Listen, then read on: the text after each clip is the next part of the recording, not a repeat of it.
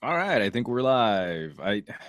Every episode I'm going to complain about this where I want Google Hangouts to start giving us a countdown clock till when this thing actually goes live, because you just sort of stay frozen until you see the little thing pop up, but then you're looking at your computer screen, not looking at your camera, and it's kind of awkward and annoying. Hey everybody, this is another episode of SGGQA where I cherry pick the absolute best comments and questions from the past week. I field over 150, sometimes over 200 comments a day just on YouTube. That doesn't count, Twitter conversations that we get into, Google Plus, Facebook, the crazy number of emails that I've been getting lately. It's been kind of exciting that people are trying to maybe make email come back. That's a thing, I guess, where maybe we're tired of having conversations in 140 characters or less. We've got a ton of stuff to go through, so let's jump straight into some housekeeping.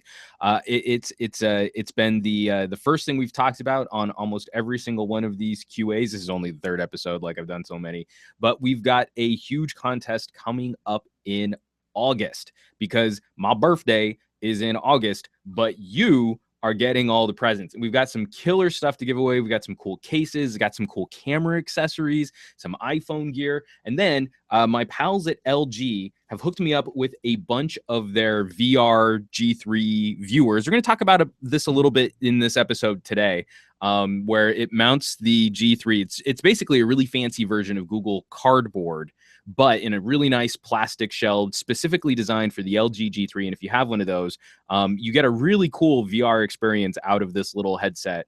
And so they gave me a bunch of these headset viewers to give away. But if you don't have an LG G3, they actually gave me a G3 to give away for my birthday to you guys. So be on the lookout for that. That'll be happening the first week of August. And then my pals at AT&T are showing HTC some love. AT&T hooked me up with an HTC One M9 to give away to one of my lucky viewers. Hook yourself up with a brand spanking new, one of the best audio phones on the market. So definitely be on the lookout for that. And again, like I said, we've got tons of other things. And in this episode of SGGQA, I've got to put this box down. Good thing I did all my ab workouts today. And in this episode of SGGQA, we are giving away a Bluetooth speaker dock courtesy of Lugu Lake. It's a nice little speaker stand. I reviewed this speaker stand, I want to say about a year ago now. And it's just a big old tube of speaker, connects to your tablet or smartphone via Bluetooth. And then you can use it as a stand to prop up said tablet or smartphone so that you can watch movies, listen to music, use it as like a workstation. It's a great little speaker dock, and I will be telling you how you might be able to win one of those, this speaker dock at the end of this episode. So keep watching, or be ready to participate, or go away, grab a snack. I should be on the air for about an hour, come back, hopefully you'll catch it. Who knows? The other housekeeping things I want to get to, if you're into technology like me, you're probably just as annoyed about this as everyone else. I'm actually going to go into screen share real quick because this is something that's really important to me. And that's texting and distracted driving. Texting while driving, distracted driving. And I've done a lot of work with the It Can Wait campaign through all the major carriers. And they just released this It Can Wait driving simulation VR app. And I would highly recommend, especially for parents out there, or for, like say you've got a niece or a nephew or a grandchild, try and put this on someone's radar. It interacts with either Samsung VR or Google Cardboard. And I think it's a really interesting way to talk about distracted driving using the tools that we're actually having to face. Because, we all have a problem, this Pavlovian response, where we want to pick up our phones every single time they make a noise.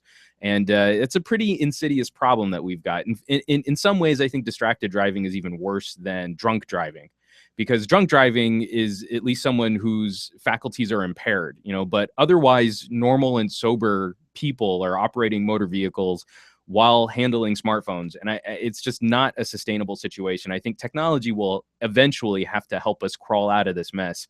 But in the meantime, the solution that we have facing us is better education and also behavior modification, so that we're not always plugged into our phones, even when we're driving.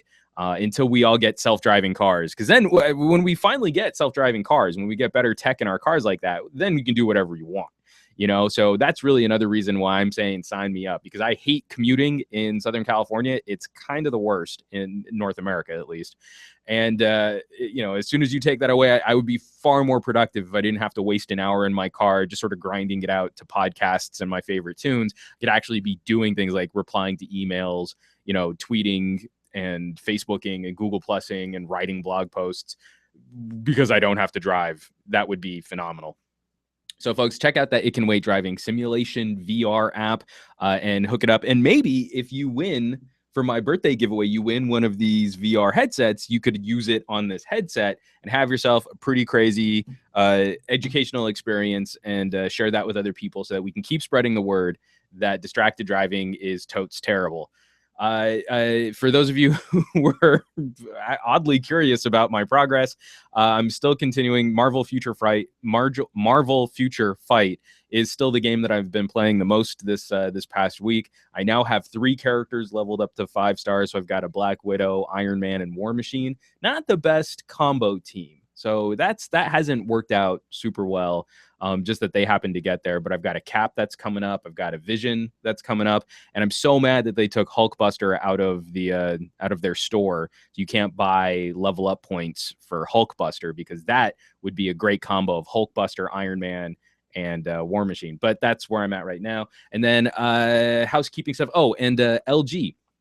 So if you took advantage of LG's 2-for-1 offer on their removable backs, they were selling the leather back plates for the G4.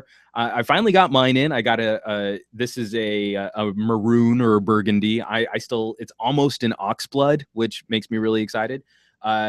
Just a really clean and awesome fashionable look. This is so much cleaner and cooler looking than the plastic back G4.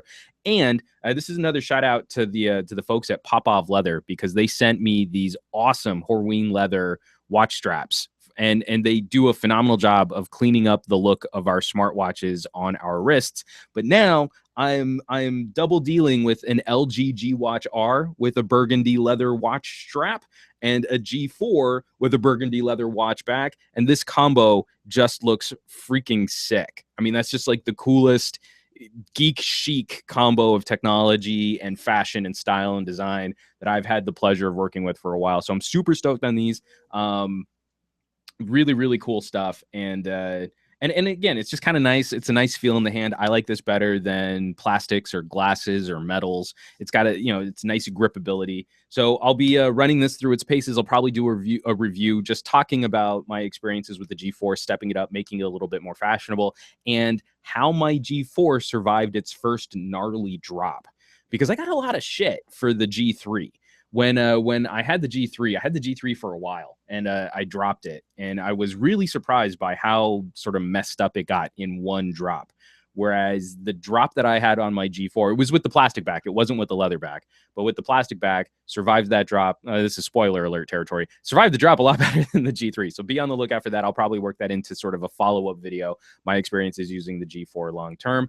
And holidays today. Since this is a happy Friday, these are today's holidays that you might not have been aware of. We've got Peach Ice Cream Day, and I'm all about peach ice cream. That sounds très delicious, which is French for very delicious.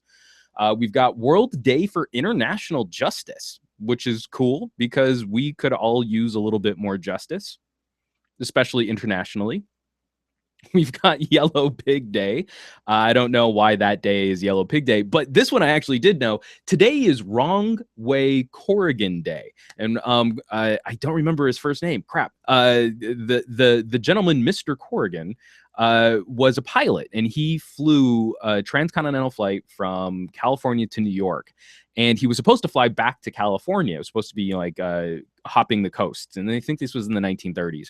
And instead, he got lost in a storm and ended up flying to Ireland. And so the newspapers nicknamed him Wrong Way Corrigan. And we celebrate that day today on July 17th. And today is also National Tattoo Day. I was a big fan of piercing. I used to have all kinds of holes punched in me all over the place. Most of them you couldn't see. Now, I've been scared of ink. So I have an idea for a tattoo. My first tattoo will probably come about when my dog passes away. So I've got a 12-year-old Shar-Pei. His name's Bigelow. He's super old and blind and crotchety and just the most adorable, angry old man you'll probably ever meet. So when he finally passes away, because he's a big old scaredy dog, he's a total beta. He looks like, you know, like a little mini pit bull, but his biggest defense when he's confronted is to just start peeing all over the place. It's super gross, but it's surprisingly effective. You know, you don't want to mess with that dog more than once, unless you really enjoy being covered in dog pee. So my idea for, since I don't have a tattoo to show off, I'll share what my tattoo idea was. And I'm not sure if I want it to be a chest piece or a shoulder piece, but I want it because he was such a big scaredy dog. I want to take the Daredevil D's, and his full name is Bigelow Bear, and I want to turn them into B's and then get BB tattooed somewhere small. I mean, discreet. I don't want to like make it a huge like sleeve or anything like that, but get it tattooed on there, and that'll be my celebration of my dog Bigelow. And that's how I'm celebrating National Tattoo Day today, is just telling you about what I'll eventually get as a tattoo when my best friend finally shuffles off his mortal coil. So into questions and comments. We got a ton of stuff over this last week, just hundreds and hundreds of comments to deal with. First one that I wanted to pull up is this one here. I did a comparison between the Note 4 and the LG G4. And it wasn't really a video I was planning on producing. And this wasn't really a comment about the video, but this was something that I wanted to comment on. Wish I never updated my Note 4 to Lollipop. It screwed my battery up and doesn't show notifications on the top bar anymore. Damn annoying. Don't update people. It's crap. This comes courtesy of Aman. So I personally... I haven't had any terrible experiences with Android 5.0 like that. I would say that there's probably something going seriously wrong. You might want to completely hard reset your Note 4 if you're not getting notifications anymore. But I've not been impressed with Android 5.0.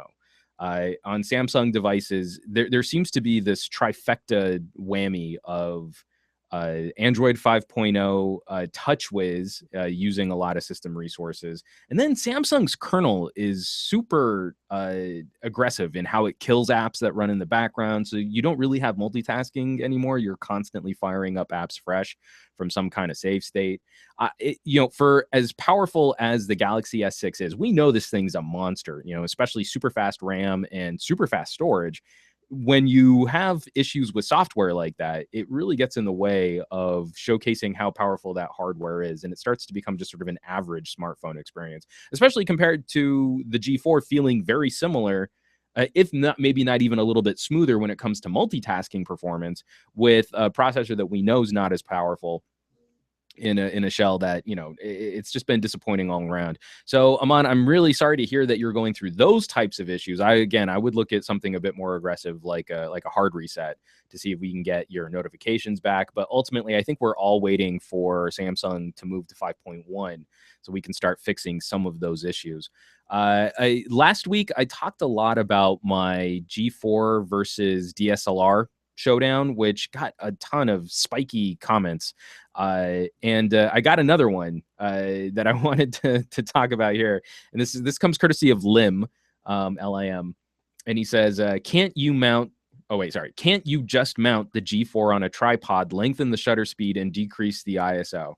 And yes, you can. So what he's talking about is, in my G4 versus DSLR review, I purposely did a high ISO test. We want to see how these things perform when they're pushed to their limits. And it's a very clear way to showcase the differences between a smartphone and a DSLR or a mirrorless camera. And so I think the maximum ISO on the G4 is 2700. And so I compared that to 2500 on my Samsung NX30. And just to say, you know, like, there's a reason why the surface area is actually a huge benefit, why we have this super large sensor. And so, again, that's another sort of apples to apples comparison. I am purposely trying to show you what the maximum ISO feels like when you have to shoot with it on your phone. There will be times where, just to land the shot, you need to push your ISO higher than you probably want to, and you're going to end up with a ton of noise, ton of grain, a lot of chroma noise, and that's the really ugly color sparkly noise. So, again, it sort of defeats the purpose. Oh, and for that test, I did have it mounted on a tripod. But again, the point was to show high ISO, not how can I make the photo look better, but what does the photo look like when we push that smartphone to its limits. So, I absolutely could. I could mount it on a tripod and you can lengthen your shutter speed. But that totally flies in the face of all of the other people who are talking about, well, but smartphones are way more convenient because you actually have your phone with you. And how often do you ever carry your camera around? Which I actually carry my camera around quite frequently because I'm into photography.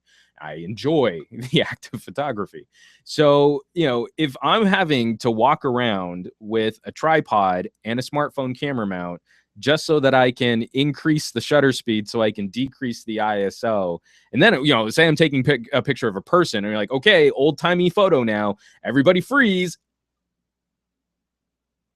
Okay, good. Now I got a photo and I didn't have to use a higher ISO. That defeats the convenience argument. That defeats the, well, you don't have to carry more stuff because you've got a smartphone argument. It's not really why we do comparisons that way. And again, it's the same problem where if I'm already carrying a tripod, chances are I might as well just carry a standalone camera with a better image sensor anyway. So Lim, I appreciate the question and I understand what it is that you're trying to ask there. But again, we're trying to dispel some of these myths that start building up around things. Oh, my smartphone's just as good as a DSLR. And like, it's not. And there are reasons why it's not. And last week we went off on a tear. You can catch SGGQA 02, where I tagged someone who was complaining about depth of field or dismissing depth of field. Like, oh, well, shallow depth of field, that doesn't mean anything. It's just blurriness. And you're like, you're missing the point. That's not you. You might not care, but there's a reason why we enjoy things like a shallow depth of field. So that's why. Okay, we can move on. So I've been reviewing stuff for a while, and it's always interesting to me when I get this one's a little bit longer, so I'm gonna go back into screen share. When I get comments on some of my older videos, and this one really struck me because we should hopefully be seeing finally an update. This is from my Lumia Icon review. The Icon was the Verizon exclusive version of the Lumia 930. It was very disappointing that we here in the States never got a cross-carrier Lumia 930. It was stuck on Verizon and it quickly withered on the vine, took forever to get updates. But this was on the Lumia Icon review, this comment. I use the Lumia 930 and I'm just loving it. Of course, there are some parameters that Microsoft could have made better with it, like the battery duration and a micro SD card slot. Its camera is really awesome. That is true. I take pictures as a professional photographer. The screen is brighter than any other, and I like when I can keep seeing my Lumia under sunlight while my friends cover the light with their hands to be able to see the screen. I hope the 940 is improved in the negative points I mentioned. Let me give it a get out of screen share. Good. And so William, I completely agree. When we look at where Samsung went with the Galaxy S6, the Lumia Icon, the Lumia 930, was surprisingly ahead of the curve on a lot of things. Some good, some bad. Losing a micro SD card slot, Samsung did that. Building in the battery, Samsung did that. But also supplying us with wireless charging, Samsung did that. Having a baller camera built into the back of the phone. It's the Galaxy S6 and the LG G4 that I think finally compete with the 2-year-old Lumia 1520 and almost 2-year-old Lumia 930. And so Android is just now catching up on some of the design elements and build that we've seen from Nokia devices for a while now. So, I think the rumors are pointing on the 940 towards us having some kind of swappable battery and micro SD card expansion. I'm really hoping that Microsoft builds out better support for USB OTG so that we can connect audio gear and flash storage devices to our phones and tablets. I think that'll make a huge help moving forward on products that like the 940. But I'm really hoping that that the 940 is something kind of special. And now that we're seeing Microsoft streamline their phone division and start working towards more focus, where instead of having a 400, 500, 600, 700, 800, 900, 1000, 1300, and 1500 series phones, we're going to have like the 600, the 900, and then something else. And I really hope that third category is a return to the 1020. So a follow-up for the 10. I would love a Lumia 1040. You don't even really need to change the image sensor that much. Maybe just kind of work on the lens a little bit for slightly better macro support, but then just give us much more up-to-date software. And I think that could be a baller phone. Of course, again, I'm sort of into photography, I'm into video, but I think if you kept your expectations reasonable on that, and you would have to charge a lot to make it a slightly more limited run product. I think that would be insane, especially if we could start doing things like building in magnetic clips so that you could attach lenses, first party lens, like Nokia, or I mean, sorry, Lumia team could come out with their own lenses for a 1040. That would be amazing. Anyway, so that's what I would hope. But I'm keeping my fingers crossed, because we all know this game gets really dull when it's just a two-team fight. So if it's just Samsung versus Apple, that's not really interesting, especially as we're watching Samsung and Apple just start to meet in the middle in terms of design and hardware and feature sets. We want to see more companies shaking it up. It's why, even though they don't always make my favorite phones, I've been so excited to talk about LG, because I think they're hungry for a good fight. Motorola, I'm actually going to be doing a long-term wrap-up on the Moto X. I've got to reach over here, because I have this really cool leatherback Moto X. And, I gotta say, for a year-old phone, this thing still competes really handily in a lot of the smartphone basics with the Galaxy S6 in ways that I wasn't really expecting either.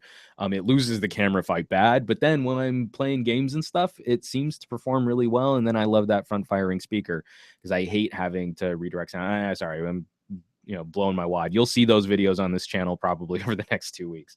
So again, moving forward, William, I agree. I hope that we see something really cool, because I need another company to come in and shake things up, because that's what makes, I think, this game interesting. And then also, what did we have? This came via no, this came, I don't remember where this comment came by. Oh, shoot. So this was a question. Oh, no. This was a question from the last SGGQA. So this is from Majd, Majd. I probably just butchered that person's name, and I apologize. Would love to see you in the next episode of SGGQA. This is the next episode of SGGQA. This is crazy. I know that phones nowadays are just getting faster and pretty. Oh, I know that phones nowadays are just getting faster, and pretty much not one phone is considered bad. But what makes a phone stand out? What's your daily driver? How do you choose a daily driver? So I am a terrible person to ask that about. So one of the primary things, I'm going to drink some water real quick. So one of the primary things I look for, and if it should be patently obvious by now, is I care about cameras. I want a good camera. And it doesn't necessarily mean that I need to have the best camera, but I just want a good camera. I think stepping down to like an Alcatel Idol 3, a Lumia 640. Where are some of the other cameras that any of the budget Lumias above the 500 series have actually had fine cameras? LG stepped up their camera stuff. I still have issues with some of the autofocus and the exposure and metering tools on anything older than the G3. But again, I want cameras, camera. But what phone I use daily is largely determined by what phone I'm reviewing. So I'm wrapping up. I've been saying this for a while, but I've been wrapping up my long-term review on the LG G Stylo. I actually have the camera footage finally shot. So I had a whole day and a half worth of shooting video on the Stylo before I realized that when it said HD video, they meant 720p. And I almost snapped the phone in half and walked away, throwing my hands up in the air to write a nasty letter to LG. This is the kind of stuff that drives me crazy. And this is why I think as smartphone consumers, we need to do a better job of talking to the general audience out there, because it's crap if we call something HD and we mean it's 720p. We're done with that. We're moving into an era of ultra high definition coming to consumers. And we need to stop this crap with UHD, QHD, capital QHD, lowercase q HD. We need to just start talking about resolutions. I know people start to wig out when you talk numbers, but it's a lot easier to say, this screen is 1920 by 1080. This screen is 2560 by 1440. And this screen is 3840 by 2160. Which one's the best? Gee, I wonder. So we need to start engaging in a higher level of discourse, because it's rare that even it's rare that I fall for that crap. But it cost me 2 whole days of work on reviewing that camera simply because they had abbreviated HD as 720p. And then I had to go into their settings and full HD. It's HD or it's not HD. There's no, it's like mostly HD, you know, like, no, that's crap. Anyway, so LG G Stylo is the phone that I've been using a lot lately, just so that I can wrap that up. It's tricky because I get to play with these all in such short bursts, but there's enough of them coming through where I never just settle on any one phone. And it's really spoken to the fact that, it's exactly what I sort of agree with, that there isn't one, there's no phone that's bad. It's really about, for me, can I find who this phone is for? All of these phones are good for their respective audiences, but a phone just might have a slightly smaller audience than another phone. Samsung is trying to make an all-rounder out of the Galaxy S line. So I think it's just got a very broad appeal, but it doesn't really win any categories. Then you flip that and you look at the Galaxy S6 Active.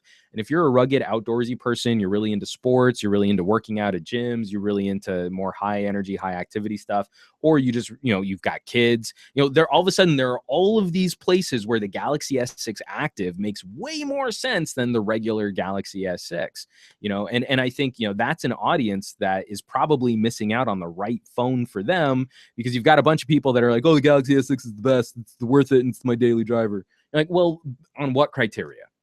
How are we really ranking or judging these things? This is why I don't give out scores or thumbs up or buy it or is it worth it. I think that's such a toxic question when we're talking about technology. Is it worth it?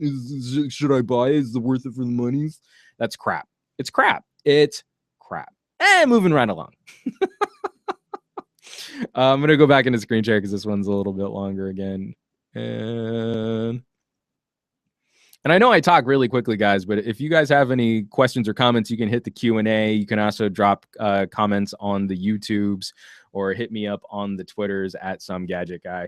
But this is on my YouTube 360-degree demo. I shot a really cool demo of my office on the Kodak SP360. I'll show you that when I'm at a screen share. It's a little 360-degree action cam. Says, hey, thanks for putting out this video. Question, is it possible with your software to either replace the audio track or add to it without damaging the video? I just got the Ricoh Theta, and their software doesn't let you do anything but render it out to completed video for sharing. I'd love to be able to use better software. Also, was it the Kodak software that allowed you to add that photo of the SP360 in your video? Thanks, courtesy of Spider Wayne. Spider Wayne does whatever Spider Wayne does. So, first of all, I've got to send a shout out to the folks at Kodak, because this is a crazy fun action camera to use. This is the SP360. You can either use it as a regular sort of thicker GoPro style camera. You can point it directly at something, or when you flip it pointing up, it shoots 360 degrees around for panorama video and then 180 degrees to make a dome video that works surprisingly well with the new YouTube 360 feature that you can stream 360-degree video, and Google Cardboard. Now that Google Cardboard is integrated into YouTube, you can look all around. And it's like a $200 camera. I think it's like $350 with a ton of accessories, like a bike mount, a helmet mount, a forehead mount, waterproof casing, an action casing, just so it absorbs shock and damage. It's a really all-around, well-done little action camera. Oh, and it's also got, I don't know if it has NFC. Let's see.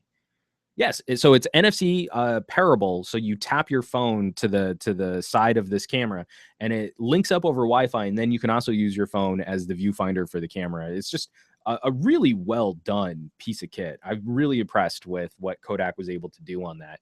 But to answer Spider Wayne's question, I don't think there are any of the pieces of software that come with these little action cameras. Like GoPro set a standard for manipulating video footage, because they're actually looking at their product as being a semi-professional tool. Kodak is really looking at families, and I think Ricoh is kind of doing the same thing. It's more of a novelty camera. So the Kodak software that comes with the SP360 does not give you any editing tools outside of just trimming. So like say you shot 20 minutes of video, but you only really want like the middle 5, you can slide those in and it'll only render out that middle 5 minutes. So then what I do is I go through Kodak software, I render it all out so that it's in the right format for YouTube, and then I import that into my video editing software. Most projects these days, I use Sony Vegas Pro. It's just sort of been out of familiarity because I used to cut a lot on Sony Acid back before it was Sony. When it was Sonic Foundry, I was using SoundForge and Acid for most of my audio editing. So when I started dabbling with video, it just kind of made sense because it's a very similar layout. But if you're ever collaborating, I would highly recommend maybe checking out instead something like Adobe Premiere. So Premiere, I think, is a much more widely used and understood nonlinear editor or DAW or whatever it is that you're looking to edit with. And I think that gives you a more understandable tool set. There are going to be more people who can help you out. There aren't a lot of people that use Sony Vegas in any kind of semi-professional, professional realm. So you start working on a project in Sony Vegas and then someone else wants to collaborate with you. It's really difficult to share project files back and forth and keep all of your editing and especially plugins. If you're using a ton of plugins, then you're kind of boned. So I do have Premiere and I do use Premiere, but I'm just more familiar and more comfortable with Sony Vegas. So I take all the footage. So what you would do with your Ricoh is, again, you would render it out with the Theta software, take it into another video editing piece, and that's where you can apply some layers, throw on some graphics. I like to just add a little some gadget guy a text tag in the video. So as you're looking around, you'll see this little floating some gadget guy in the dark space, and not in the video, but just below the video when you're looking around. It's kind of cool. It's kind of fun. And then when it comes to audio, actually, when it comes to re-rendering in general, you just want to be careful that you're rendering to a high enough quality that anytime you re-render, you're technically resampling that video. So there is going to be a layer of degradation, but you can re-render to a higher quality than the original video. And that for me seems to take some of the edge off any additional data compression loss. If there are people out there who are watching this or stumble onto this video and have some tips or tricks on how they deal with multiple generations of rendering loss in their video or in data, I would greatly appreciate you dropping some comments down below, because for me, it's like, well, I'll just re-render this to a crazy high quality, much higher quality than the original video was at. And fingers crossed that doesn't jack up the video by re-rendering it. So I'd be curious to hear what other people's thoughts are out there. Moving on to the next question. I'm going to drink some water. So we're going to talk about mics here for just a sec.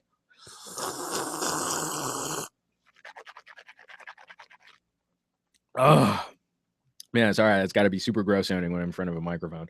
So this week, I also released my review of the Sennheiser clip mic, which is actually back there on the table behind me, which you can't see. The lighting on this week's episode is super moody. It's like 90 degrees right outside that window. So I've got everything kind of locked up and cozy and dark and cool.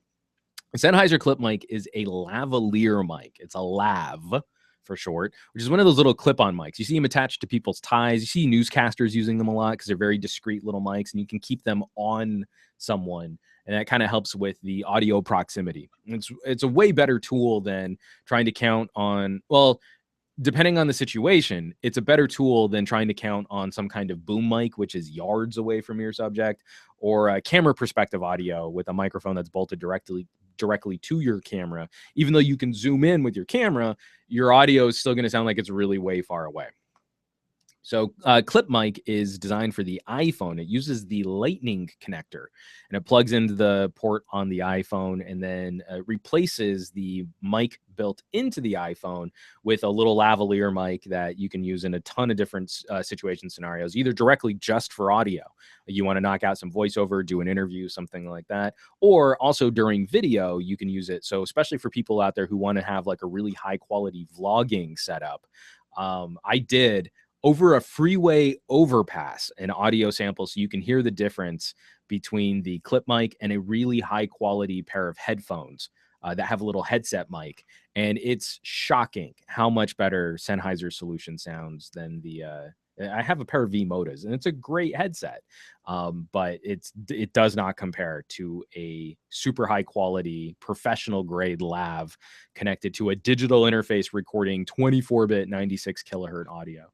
So this question comes courtesy of Az de Espadas, which again I probably just screwed that name up royal. And he asks, man, this makes things more complicated now. Man, this makes things more complicated. Now I have a decision to make. I wonder which is better, the Sennheiser clip mic or the Rode Smart Lav Plus mic. And that's actually going to be a really tricky question to answer. I've not played with the Rode Smart Lav, but the Rode Smart Lav is going to have one advantage over the clip mic in that it's cross-platform. So the Rode mic plugs into the headphone jack on your phone. So instead of plugging into if this were an iPhone, instead of plugging into the digital port, it plugs into an analog 3.5 millimeter headset connector.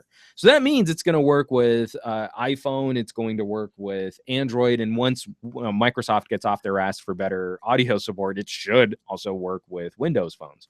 So that's really cool. You can move it around all these different platforms. And then also it should also conceivably work with tablets, laptops, depending on how that 3.5 millimeter jack handles audio. It should work on a variety of different products. The problem with the Rode mic is the audio quality. Even if you have a really high quality lav diaphragm, the microphone itself is super high quality, your recording quality is only going to be as good as the hardware backing up that headphone jack. And we all know that can be wildly inconsistent. Some phones have awesome headset jacks. Some phones have terrible headset jacks. Some laptops have amazing headset jacks. Some tablets have fantastic headset jacks. Some of the Lenovo headset jacks are actually really surprisingly high quality recording interfaces, but some are terrible. So you plug this thing in, you've got this really cool high quality microphone, but then you've got it connected to a really low quality port. Well, that's not going to be a very nice recording experience. You're going to have a very high quality mic getting fed into a very or staticky, clicky, poppy, or just terrible automatic gain control interface, and you're not going to like that recording. So the clip mic, Sennheiser solution, it's locked down to the iPhone, and if Apple ever changes that connector, your clip mic is now rendered obsolete, so that'll be a bummer. And then I think the iPhone has terrible file management, so it's not fun moving files off of an iPhone. There is built-in Dropbox support with the Apogee software, which comes with clip mic, but I don't really use Dropbox, and it's really difficult to get audio files, especially high quality ones, onto and off of iOS devices, especially when you compare it to what you can do with Android, because Android just doesn't give a you can share any file anywhere, anytime, and it's fine. They're like, whatever, you want to move this WAV file, sure, do it, and I can hook it up to OneDrive or Box or Dropbox or Drive or anything that I want. Super easy. So I'm hoping that we see improved USB audio support in Android. We've only just gotten it with Android 5.0. So even with 5.1, we still have a long ways to go for Android to catch up. And moving into Windows 10, I think we'll also start to see similar performance. Since Windows 10 is across the board kind of the same backbone, I hope that they'll have the same support for USB audio devices on phones and tablets that they do on desktops and laptops. So it's a tricky question. I can't necessarily answer it completely for you, Az de Espadas, but I can say there are enough pros and cons there where you can make a decision based on the longevity of the accessory that you want, like how long you think you'll want to use this type of setup, or if you're worried about how long you can use that type of setup. And then also in terms of just outright quality, I would say the Sennheiser solution is probably the better, or probably the better solution. I'm not going to say it definitely is because I haven't used the Rode Smart Lav, but I'm kind of pointing to it thinking it'll probably sound better, especially after I did that test with the Sennheiser. I was very surprised by how well it worked. So that's what it is. And thank you for the question. We're getting up into our last I've got a couple here that I wanted to get to. Real quick, I did a couple years ago, I did a video with a friend of mine who had driven a Nissan Leaf for a year. And so I got this comment courtesy of Carl, and he says, "We're a 2-car household, and I'm needing to buy a new car for just my couple of mile commute to work and driving into town and on the weekend. So I've decided to take a break from driving completely for a year because I'm damned if I'm going to rush out and buy another gas guzzler. It's cycle to work time for me. Then bam, I just have to show the missus this video when the time is right." Carl, that's a great strategy. If you have the opportunity to save a little cash bicycling right now, well, first of all, here in the United States, gas prices have jumped again because we're going through another period of political instability in the Middle East, and we refuse to check out alternative energy sources like ethanol or really invest in local production of fuel. And I don't think that many people realize this, but most engines today can actually work as flex fuel engines that you can utilize ethanol.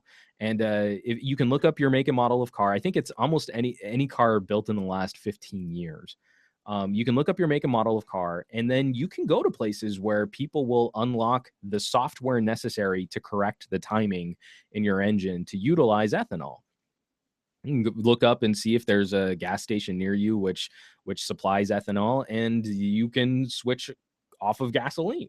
You don't necessarily need to stick to it, and you don't need to spend thousands of dollars retrofitting your engine. In fact, I think you can even buy the hardware to mod your car computer for something like $200. And it's not a prohibitively expensive procedure.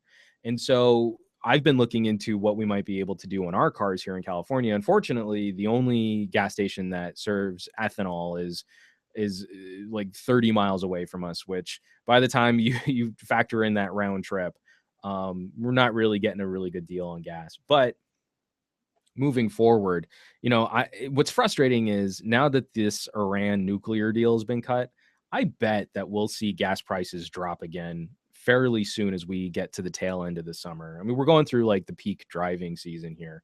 So that's also going to be a market force that impacts this too. But I don't know about you guys. I'm just tired of politically having to deal with a finite resource, which is tied to a cartel of people that don't like us, that don't think we're cool, but they're happy to take tons of our money. So anytime we have any opportunity to move to some other type of fuel source for locomotion, for our cars, for trucks, for bicycles, if you can just pedal power it, do it. Oh God, just do it. Get yourself off of the oil standard. And I think that's really going to be one of the economic great hopes for some of the political issues that we've got facing this country and facing the world audience, is just the diversification of our energy. If we can start finding other alternatives, and if we start investing in ethanol production here in the United States at the same time as we're watching a lot of states start to decriminalize marijuana, hemp makes a pretty good fuel source. We've been vilifying hemp. I mean, that's ridiculous. It makes amazing textiles. It makes phenomenal paper. It makes a terrific fuel when you turn it into something like ethanol. We could also start looking at this would take more engine modification, so it's not a one-to-one solution, but we could also be looking at different alcohol-based solutions, which tend to burn cleaner than petroleum-based gasoline. So there are all of these different things where we could be investing in local economies. We could be investing in local fuel solutions, and all of that money would stay here. We wouldn't be sending all that money off into a variety of other places around the world. I mean, our biggest foreign contributor of gasoline, of petroleum, is Canada here in the United States. So not that I want to hurt our neighbors to the north, but that's also a solution that we could share with Canada. We could, in engaging in fuel and where we buy fuel. So I'm sure the Canadians could also produce a ton of ethanol to satisfy demand. And we could flip that over very, very quickly with the cars that are already on the road today. So anyway, that's way too long to answer Carl's comment. But fingers crossed for you, man, because I know my buddy Chris, we did that video over 2 years ago. So he's been driving the same second generation Nissan Leaf for 3 years now. almost 3 years now, and he still digs it. He still digs the crap out of it. And he drives around a lot in Southern California. He's an actor in California. And so in LA, that means a lot of driving. And now that we've been seeing some stage 3 chargers popping up, he'll roll up to an audition, then he'll maybe need to go and take like a half-hour break to recharge like to 80%, and then he'll jet home again. And he's just been digging it. And almost all of that's been free. Very little of that does he ever have to pay for. He only has to pay when his car charges at home, and he's out and about enough because he has to be, that a gross majority of his driving time has been for free. So no paying for gas, very little paying for electricity. It sounds like a great setup, and the inconveniences haven't been profound. Like he's been digging it. So anyway, I hope that electric makes sense for you, because I think it's super cool. And we're also seeing battery prices on electric cars dropping substantially, and I think that's just going to continue to fall as soon as Tesla starts working their factory in Nevada. I think we'll see another steep drop on battery prices, and hopefully get to that point where here in the United States or in North America, that electric cars can start to compete with mid-size sedans around that $30,000 price point. So this week, I also put out an Instagram tutorial, how I like to edit photos for Instagram, because Instagram is actually kind of a terrible photo sharing service, that they cut all of our photos into squares and then compress the crap out of them. But it's also one of the most convenient services, because like with one button, I can upload a compressed crappy square photo to Twitter, to Facebook, to VK. If you want to share a photo on VK, you can follow me on VK. I think I've got 3 followers on VK. But I did this Instagram tutorial. Gianluca wrote a comment saying, great video as always, talking about Instagram. I really appreciate they have finally introduced support for 1080 by 1080 resolution. Nowadays, we can take high resolution pics even on mid-range smartphones. 640 by 640 was definitely anachronistic. This is how terrible a photo sharing service Instagram is, in that we're all so excited that you can share 1080 by 1080, because we used to only be able to share 640 by 640. I would really hope that with Facebook backing up Instagram at some point soon, because I think I've got photo editing apps that cut squares for Instagram, and I think they'll even let me render out to 2160. So twice what Instagram actually displays the photo at. But you're uploading a higher image, and then Instagram, once they take that photo, they do another processing layer on top of it. Even if you don't change anything, they still do one other layer of compression. So you still want to try and upload the highest possible quality photo you can, knowing that Instagram's going to smudge it for you once you upload it. And especially if you're on an Android or a Windows phone, we know that for whatever reason, they've got a fetish for iPhone users, that they give them the best possible photo quality while they kind of mess around with Android and Windows Phone photo compression. So I'm very happy to see that Instagram is improving, but I still think they have a ways to go. But you can follow me on Instagram if you want to share photos. And definitely, if you're interested, you can check out my Instagram tutorial where I actually talk about there are reasons why I do certain edits on Instagram that I don't do on other photo sharing services, because we know that Instagram is going to compress and degrade the image quality coming off of that. And then I also got another question from Chris, because I was talking about, there are things that exacerbate the situation on uploading photos. So he said, Chris asks, what's the difference between exacerbate and exaggerate? I know, really weird question, haha. So Chris, exaggeration is representing or misrepresenting something larger or more dramatically than it actually exists. So you can exaggerate a problem by making that problem seem like it's bigger or a bolder problem or a more dramatic problem than it really, really is. You can also do that in the positive.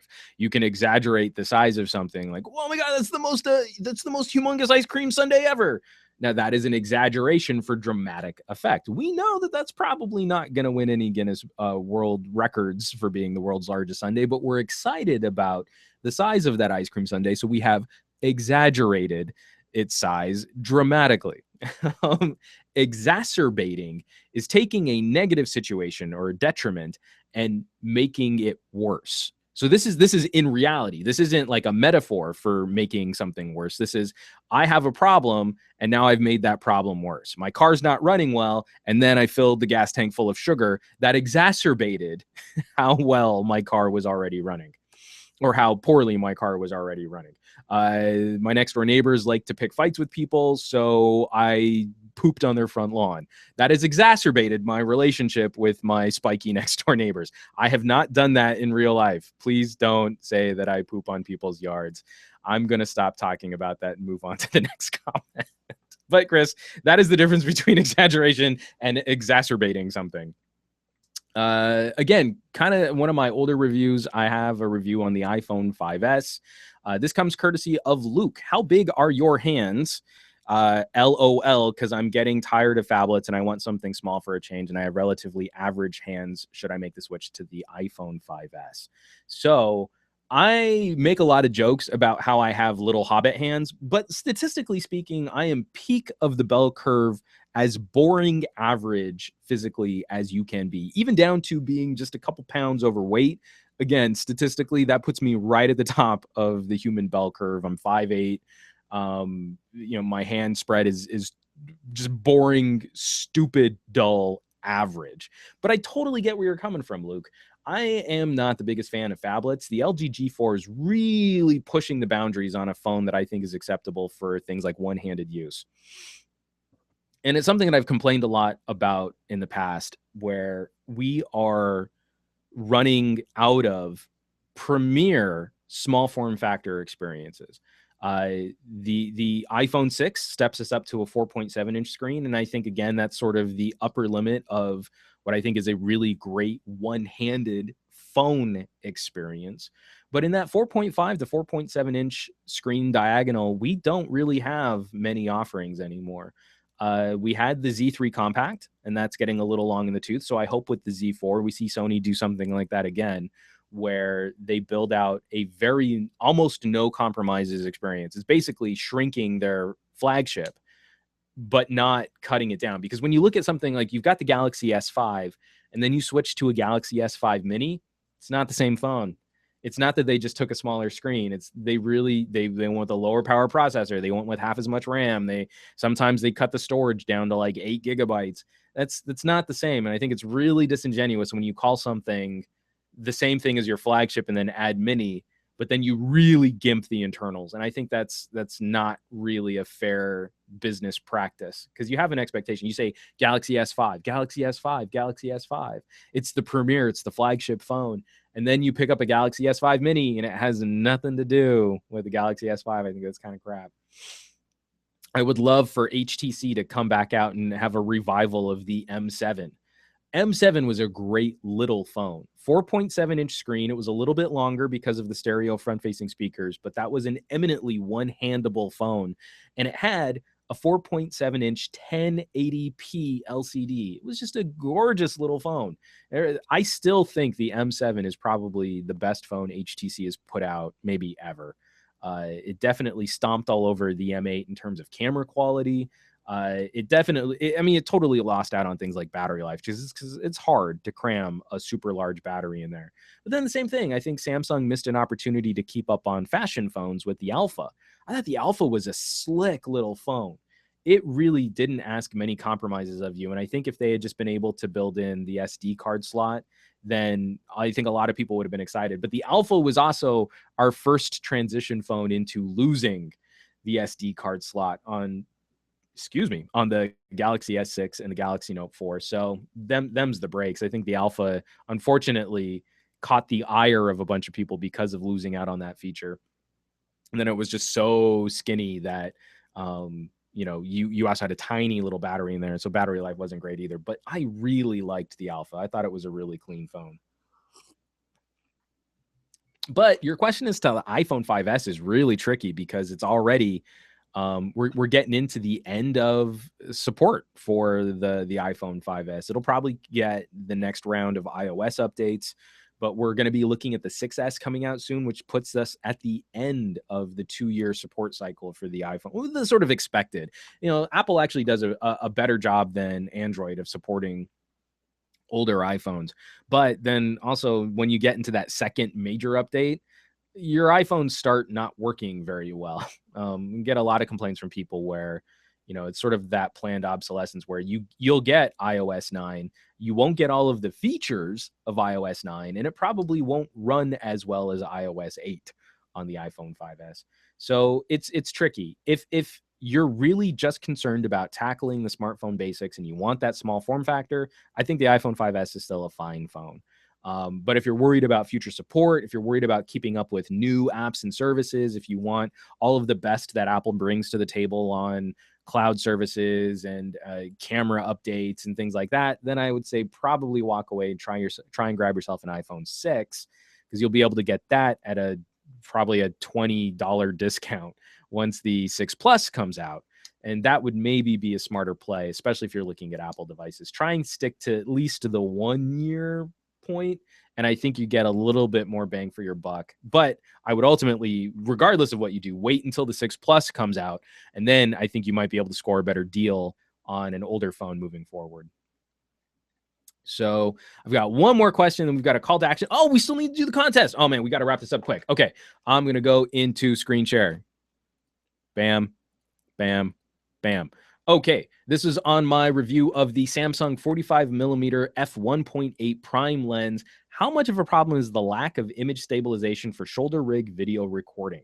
So prime lenses typically don't have image stabilization. Additionally, I would like to ask you how that sunbeam light protection thingy for the lens is called, and which size do I need for the 45mm? I did read that there aren't any wrong picks since they are specifically designed for the lenses. Telephoto lens has more of a round closed one, and a 15-50 has one with 2 circle cutouts on the sides.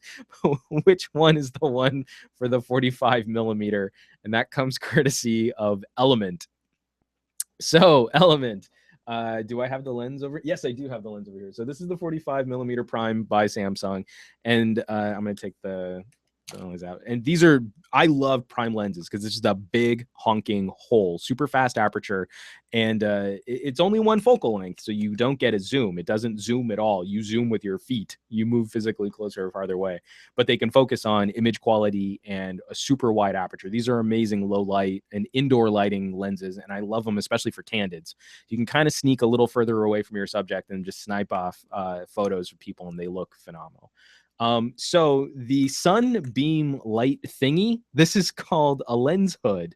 It's a hood that protects your lens. Well, one, protects your lens a little from a drop. So it just gives you distance if your lens drops. You know, you'll break a lens hood, but that's not as bad as breaking the front glass element on your lens.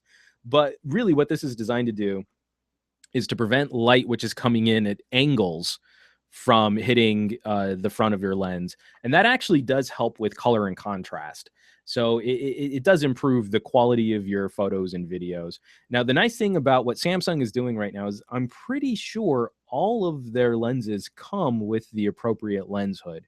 This is something that always bugged the crap out of me about Canon. If you bought one of their entry level or mid-range level lenses, they wouldn't include the 10 cents worth of plastic that it takes to make just a gimme lens hood. So that you would have to go out and buy one. And especially if you bought a Canon branded one, it'd be like another $30 or $40, I think. Samsung, you get it with the lens for free. So you don't have to worry about going out and trying to buy one. If you're buying an NX mount lens for any of their NX interchangeable mirrorless cameras, these lenses come with their own lens hoods. Now, as for stabilization, it just depends on how steady you are with a shoulder rig. I can't get this lens cap back into. I'm going to leave it. So it just depends on how steady you are. CMOS cameras don't really like being moved. The image gets wobbly, jello-y, distorty. If you're shooting with a really fast shutter speed, say you're in bright light conditions, you're shooting with a really fast shutter, you get a very agitated look whenever you move the cameras around on something that's not stabilized. So you don't have a steady cam or some type of weight balanced camera setup or rig. I think the video looks terrible on a moving SLR or mirrorless camera. A shoulder rig is going to help take some of the jank out of that because you're going to be bracing on multiple points. So you just really have to practice keeping your abs engaged, working from that torso. And I don't think it's going to be too much of a problem. We kind of know what this stuff looks like. It just depends on what you're shooting. If you're shooting more documentary or more nature photography style, I don't know, moving the camera is really going to look all that great. You might want to just try and plan your shots around tripods. If you're shooting a lot of action, fight scenes, or you're trying to shoot sports, then I think we also accept a lot more movement and a lot more shake to the camera for that style of photography. So that becomes a little less precious, and the shoulder rig, I think, will do a fine job of kind of cleaning that out. It really just comes down to what it is, what application you're trying to use your camera for. But I think having a lens with OIS as a backup is probably a good idea. And even the kit lens on the Samsung camera, it's an 18 to 55, has a pretty decent range of image stabilization. And so even for hand holding, I've gone out and shot video at conventions, and it looks pretty good, even at 60 frames per second, where you're going to see a lot more of the image shake because of that faster frame rate. It doesn't get to that super gross seasicky feeling. As long as I'm making a conscious effort to hold the camera as steady as I can, it'll still float and it still moves around. But I think you get an acceptable image out of it. So I think if you move that to a shoulder harness, having a good fast prime for a more cinematic look and having a good kit lens zoom with image stabilization is going to do you just fine as a combo. And I think that's probably a decent way to start working, especially on Samsung's camera system, where we don't have as many lens options as Canon and Nikon, but I think it works. So this is the last comment that I want to get to. Man, I'm drying out here. And this is also going to start a new feature here on the QA, which is I'm calling the CTA, the call to action. And this comes courtesy of Carlos. So I refuse to do unboxing videos. I refuse to produce unboxing videos, but I still need to take gadgets out of their boxes. So I did an experiment on Periscope with my Pebble Time. I held up. I've actually been wearing the Pebble Time a lot, but this is the Pebble Time smartwatch. When I took the Pebble Time out of its box, I threw up a video on Periscope, did a live unboxing. People were asking questions. So I took that video and I uploaded it to YouTube. And the video quality is terrible, but Carlos posted a comment. Other people here are talking about smartwatches, and I'm just sitting here thinking I didn't know you could upload Periscope streams to YouTube. You can save the video from a Periscope stream and do whatever you want with it. But the problem is that video quality is terrible, and I also absolutely hate that everything Periscope does is focused on shooting video in portrait mode. And so I only shoot video in landscape mode because that's the only right thing to do. If every time you shoot video in portrait mode, God kills an orphan girl's kitten. And so all these people out there must hate little orphan children and must hate kittens, because that's the only reason I can see for continuing to perpetuate shooting video in portrait mode, is that you love watching orphans cry, and you love the idea of exterminating cute little mammals.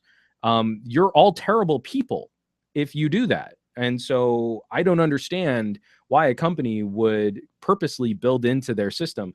For Periscope, I mean, all joking aside, for Periscope, I don't understand that when I switch over to landscape, why the comments and hearts don't just switch over into a landscape view. That drives me crazy. But this is the call to action, and this is where I need you guys to leave me a comment on this video, in that I'm curious as to whether or not Periscope is worth pursuing. If I'm going to continue doing things like gadget unboxings, is that content that you guys are going to interact with? And is that content that we care whether or not we preserve it due to the terrible video quality if I have to go through the time of uploading it to YouTube? So I need you guys to drop me a comment down below this video, whether or not I should continue doing Periscope unboxings and whether or not I should upload those Periscope unboxings to YouTube. And I will appreciate your feedback. I'm going to do what you guys tell me to do on that. If you guys say it's not really worth it, I'm going to back off. I'll use Periscope for just sort of random stuff. Like I want to do a live stream. Hey, we're going to be doing this gadget stuff. Hey, we're going to go to the beach. You guys want to see some video? I did a Periscope of the cyclorama here in Pasadena. That was super rad, where it was just a crazy full day of people riding bikes all over Pasadena. It was awesome. So I'll stick to stuff like that where it makes sense to do some live broadcast, some live streaming, but I'll back off the gadget unboxings if you guys tell me to do so. If you guys seem to think this is cool content and you want me to produce more of it, then I will do live gadget unboxings, and I will share those unboxings on YouTube, and you guys can still participate there. So you have to answer me those. And that is this week's CTA, this week's call to action. Should I continue doing Periscope streams, and should I continue uploading those Periscope streams to the YouTubes? Whew, that's been a lot of talking, guys. I've been getting tons of great questions. I've been getting tons of awesome feedback on doing this here, doing the SGGQA. But that does bring me to the end of this episode and what we're going to do with this Bluetooth speaker dock. I really want to send this to someone who is going to use this speaker dock and love this speaker dock and cherish this speaker dock, and maybe do what I'm doing right now, caressing the box and just rubbing the speaker dock all over their face, because they just love having really killer, loud, cool Bluetooth audio to improve the audio on their tablet or smartphone.